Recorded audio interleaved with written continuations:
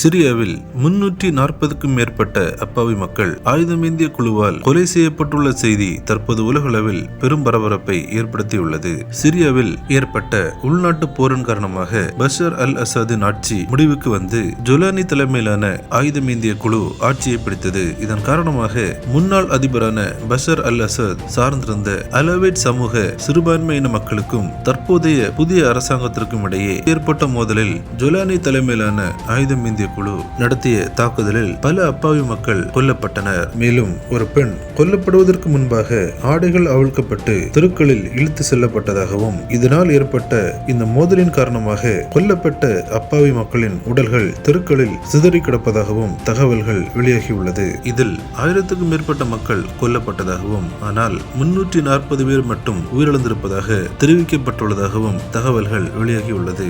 இதன் காரணமாக சிரியாவில் மிகப்பெரிய அளவில் பதற்றம் உருவாகியுள்ளது. கிறிஸ்துவுக்குள் பிரியமானவர்களே, சிரியாவில் ஏற்பட்டுள்ள தற்போதைய சூழல்கள் மாறும்படியாகவும் அப்பாவி மக்களின் உயிர்கள் பாதுகாக்கப்படும்படியாகவும் நாம் அனைவரும் ஜெபித்துக் கொள்வோம். கிறிஸ்துவுக்குள் பிரியமானவர்களே, இந்த தகவலை தவறாமல் உங்கள் நண்பர்களுக்கும் பகிருங்கள். எங்களோடு இணைந்து பயணிக்க இந்த சேனலை சப்ஸ்கிரைப் செய்து கொள்ளுங்கள். தேவன் தாமே உங்களை ஆசீர்வதிப்பாராக.